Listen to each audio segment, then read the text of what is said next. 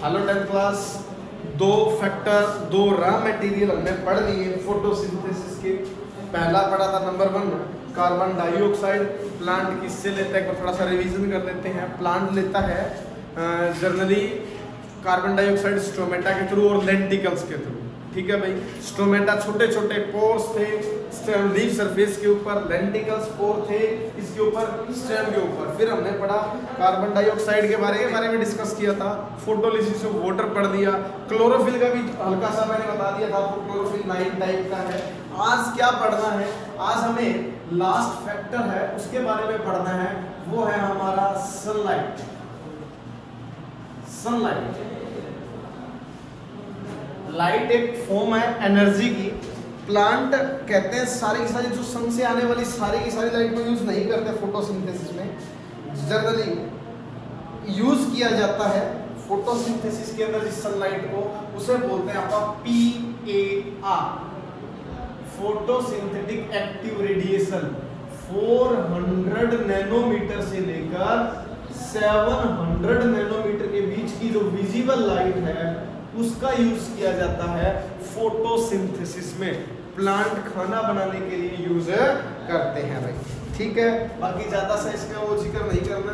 Mainly blue और red और blue जो वेवलेंथ की लाइट है उसमें मैक्सिमम जो फोटोसिंथेसिस होगा, ठीक है। एंड प्रोडक्ट क्या होगा, एंड प्रोडक्ट होगा ऑक्सीजन, वाटर और ग्लूकोज C6H12O6, ठीक है। सनलाइट में विजिबल रेंज कहां से कहां होती है, लिख लो 360 से लेकर 720 नैनोमीटर के बीच की जो लाइट है उसे विजिबल स्पेक्ट्रम बोलते हैं।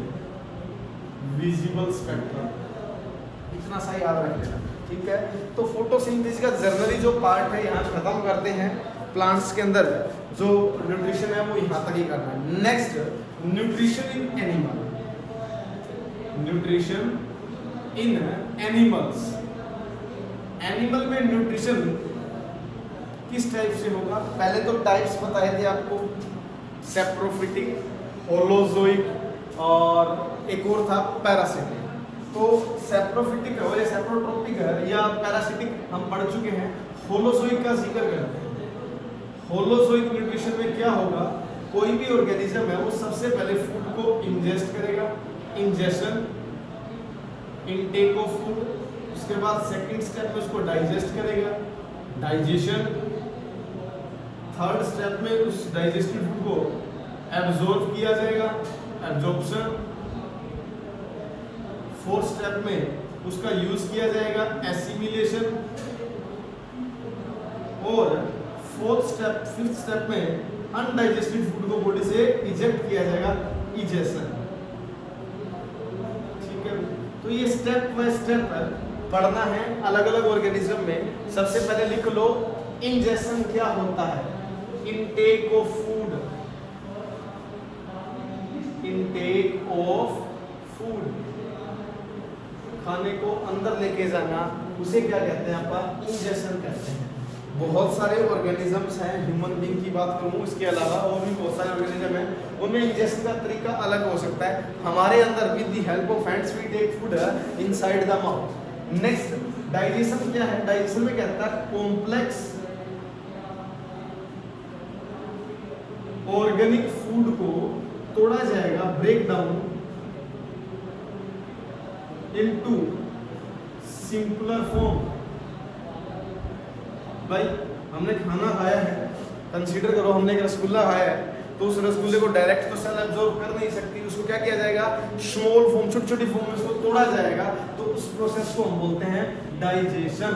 तो कॉम्प्लेक्स ऑर्गेनिक फूड को तोड़कर सिंपलर फॉर्म में कन्वर्ट करना, वो क्या कहलाता है बेटा, अपना डाइजेशन कहलाएगा। उसके बाद उस डाइजेस्टेड फूड को एब्जॉर्ब किया जाता है। आगे लिखो, digested food is absorbed and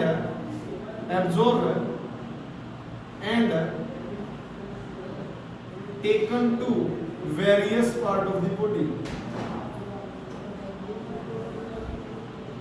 various part of the body.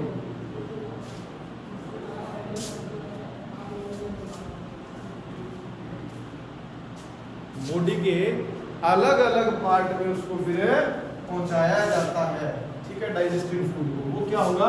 Absorption. Assimilation क्या होता है? डाइजेस्टिव फूड का utilisation, utilisation of digested food.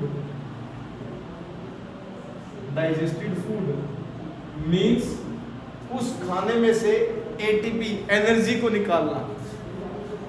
Utilisation of digested food का मतलब क्या है?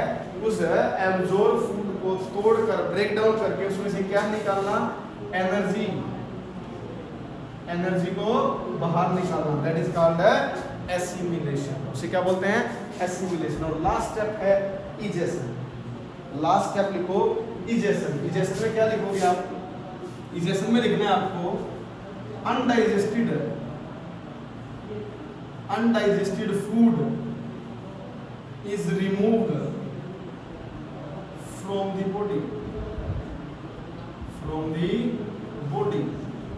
अनडाइजेस्टेड फूड को बॉडी से बाहर निकालना, वो क्या कहलाता है? इजेशन। ई से एग्जिट। एक बार फिर से बता देता हूँ, न्यूट्रिशन इन एनिमल्स की बात कर रहे हैं।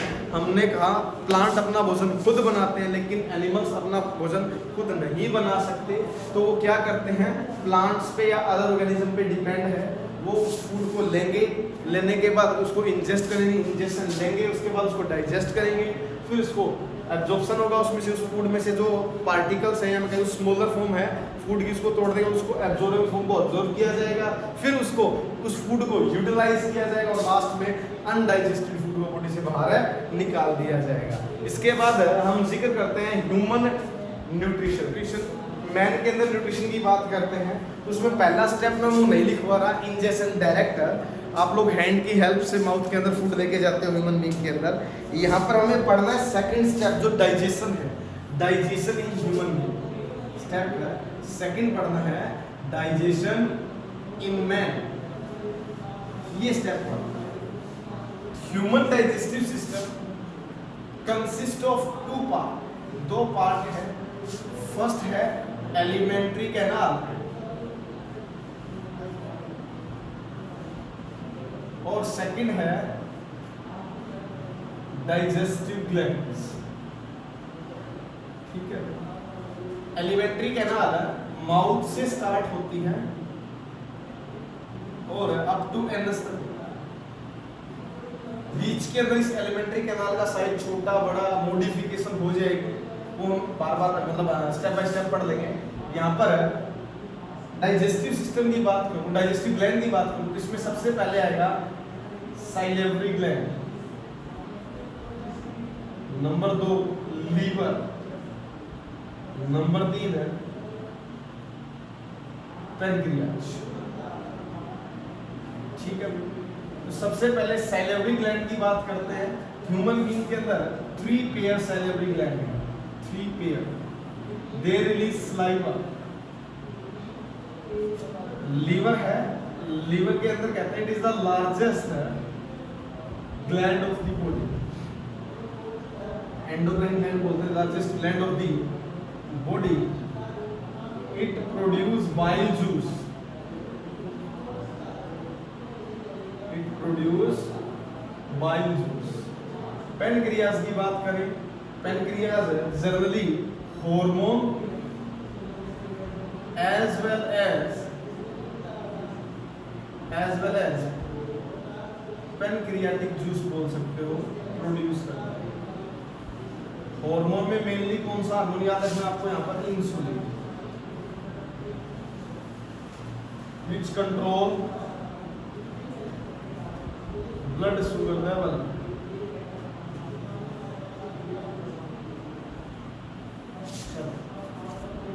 इनको एक एक करके आप आगे पढ़ लेंगे जब आगे बढ़ेंगे। पर ये आउटलाइन बताइए आपको डाइजेस्टिव ग्लैंड के बारे में। नेक्स्ट सबसे पहले जहाँ शुरू करना है वो एलिमेंट्री कैनाल है। एलिमेंट्री कैनाल कहाँ से शुरू होता है? माउथ से। तो हेडिंग डालिए माउथ। माउथ के अंदर मेनली 3 चीजों का जिक्र करेंगे हम लोग। माउथ। मुंह के अंदर जो खाली जगह है माउथ, उसे बोलते हैं आप ओरल कैविटी या फिर बक्कल कैविटी। Buccal cavity. सबसे पहले माउथ के अंदर एंट्री करने के लिए किससे गुजरना पड़ता था? टीथ से। सबसे पहला पार्ट क्या गया? दांत, टीथ। ह्यूमन बीइंग के अंदर, अडल्ट के अंदर 32 टीथ होते हैं और डेंटल फॉर्मूला है, डेंटल फॉर्मूला 2 1 2 3 ऑब्लिक 2 1 2 3, सबको मल्टीप्लाई कर दो 2 से।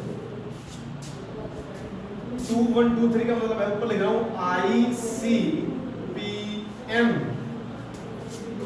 Incisor, canine, premolar, molar. Incisor, canine, premolar, molar. ये 4 टाइप के टीथ आपने 8th क्लास में पढ़े थे। चीर फाड़ के लिए अलग होते हैं, ग्राइंडिंग के लिए अलग होते हैं। तो ये 4 अलग अलग टाइप के टीथ है।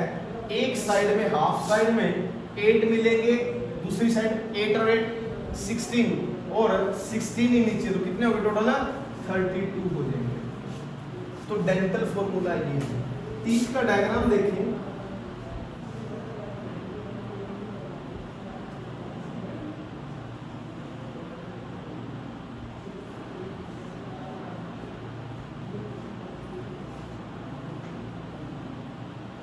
जो बाहर दिखाई देता है हार्डेस्ट पार्ट व्हाइट कलर का, उसे एनामल बोलते हैं।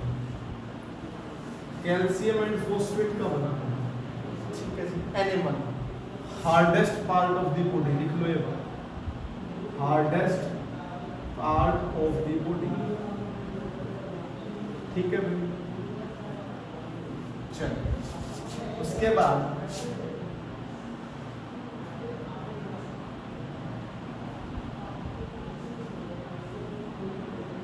डेंटाइन होता है। नंबर 2 क्या आता है? डेंटाइन।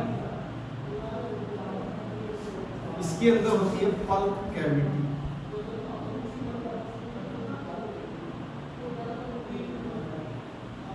ये है पल्प कैविटी और इस पल्प कैविटी के अंदर क्या होता है बेटा? इस पल्प कैविटी के अंदर होती है blood and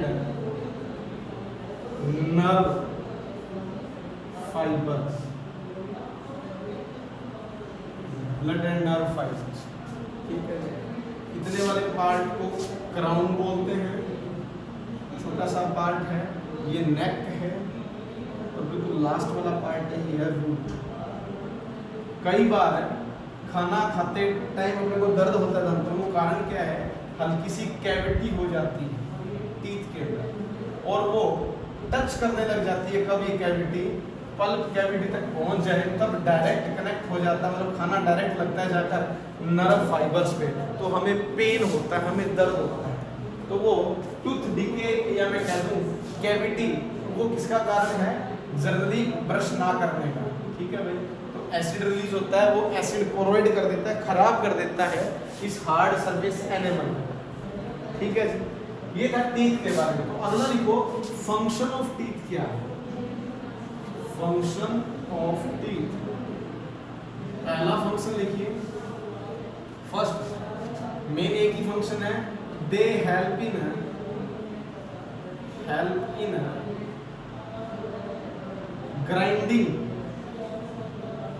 grinding and mastication of food को चबाने में, उसको ग्राइंड करने में हेल्प करते हैं बेटी। Teeth help in grinding and mastication, उसमें हेल्प करते हैं, ठीक है भाई। इसके अलावा एक आधा बच्चा का जैसा लड़ाई हो जाए तो किसी को काटने के भी काम करते हैं, ऐसा नहीं है, वो नहीं लिखना आप लोग, ठीक है। तो फर्स्ट जो मेन पार्ट आता है स्टार्टिंग के अंदर माउथ ओरल कैविटी में, जो पहला पार्ट दिखाई देता है वो मेरा टीथ है। डेंटल फॉर्मूला 2 1 2 3 है और बच्चे में पूछ ले 2102 डिवाइड बाय 2102, ये डेंटल फॉर्मूला चाइल्ड है, लिख लीजिए। 2 टाइप के टीथ होते हैं हमारे पूरे जीवन काल में। पहले जो टीथ आते हैं उनको बोलते हैं मिल्क टीथ, जो टेम्परेरी होते हैं, दूसरे आते हैं परमानेंट। ठीक है, तो मिल्क टीथ के अंदर डेंटल फॉर्मूला क्या होगा, 2102, ये लिखा हुआ ऊपर 21। सेकंड जो दिखाई देता है उसको बोलते हैं टंग। सेकंड पार्ट पढ़ना है माउथ के अंदर, वो है टंग। एक मसल का बना हुआ मस्कुलर स्ट्रक्चर है, जुड़ा होता है बेस ऑफ या floor of the oral cavity with the help of frenulum. लिखने की जरूरत नहीं है, सिर्फ समझ लो। फ्रेनुलम वर्ड कहीं दिखी जाए, इट मींस अटैचमेंट पॉइंट है टंग का ओरल कैविटी के अंदर। एक टंग की मैं बात करूं, एक टंग के अंदर या ऊपर छोटे छोटे रेड कलर के स्ट्रक्चर दिखाई देते हैं, इन्हें बोलते हैं टेस्ट बड। क्या कहा जाता है इनको, टेस्ट बड। टेस्ट बड है क्या बेटा, टेस्ट बड। टेस्ट बड का काम क्या है, ये फूड को टेस्ट करती है, स्वीट है, सोर है, बिटर है। तो बिल्कुल आगे वाला पार्ट है टंग का, वो मीठे को सेंसेशन का काम करता है। मतलब हमने मीठी चीज खाई है तो उसको टेस्ट करने का, मीठा है ये, तो वो अगले वाला पार्ट काम करेगा। साइड वाला पार्ट है वो बिटर। बिटर क्या होता है, खट्टे को, सोर को साइड वाले। और बिल्कुल लास्ट वाला पार्ट है वो बीटर पार्ट को सेंसेशन करता है। ठीक है, उसको पहचान करता है, उसकी पहचान करता है, बिल्कुल है लास्ट वाला पार्ट। लेकिन फिर भी हमने देखा है बहुत सारे बच्चों की आदत है, जब दवाई लेते हैं, कोई गोली लेनी होती है, वो इतनी लंबी जीभ बाहर निकालते हैं काली माता की तरह, उसको पीछे रखते हैं। अरे भाई वही तो बीटर वाला पार्ट है, वही आप उसको रख रहे हो। तो इसका फंक्शन आता है, फंक्शन ऑफ टंग। क्या फंक्शन है टंग का, पहला फंक्शन क्या है बेटा, इट टेस्ट द फूड। हमें पता कैसे लगता है जो खाने खाई अपन से, वो मीठी है, फीकी है, खारी है, तो उसको टेस्ट करने का काम किसका है बेटा, टंग का। तो फर्स्ट फंक्शन आ जाएगा, it help in testing the food. Second, help in speaking.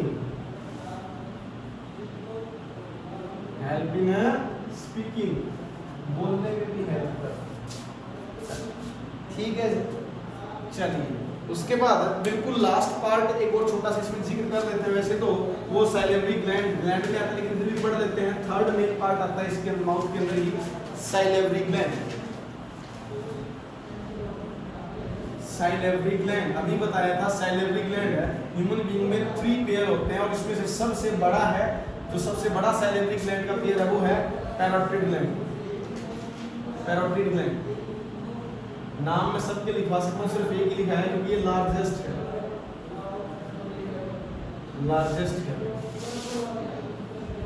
ठीक है, सैलिवरी ग्लैंड क्या रिलीज करता है बेटा, सलाइवा।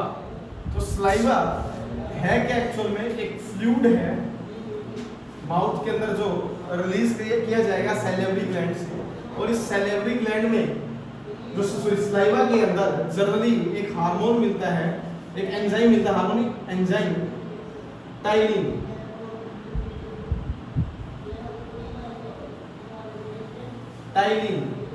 या सीधा याद रखो, इस सलाइवा के अंदर एक एंजाइम मिलता है जो फूड के अंदर प्रेजेंट कार्बोहाइड्रेट को डाइजेस्ट करेगा, उसे साइलेवरी अमाइलेज कहा जाता है। क्या बोलते हैं उसको, साइलेवरी अमाइलेज को। तो इस सलाइवा का फंक्शन क्या है, it make the food semi solid. ये फूड को सेमी सॉलिड बनाते हैं, so that food is engulf easily. Food को आसानी से निगला जा सके, फूड को क्या बनाते हैं, सेमी सॉलिड बनाते हैं। सेकंड फंक्शन क्या है, सेकंड फंक्शन है सलाइवा का, इट कंटेन some enzyme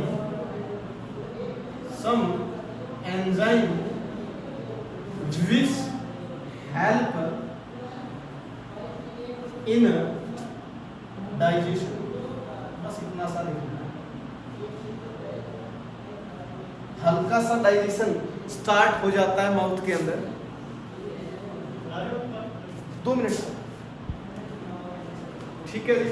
तो ये डाइजेशन में हेल्प करता है। तो सैलिवरी ग्लैंड तक आप पास करोगे। नेक्स्ट अगला पार्ट शुरू करेंगे हम oesophagus, stomach, small intestine, large intestine के।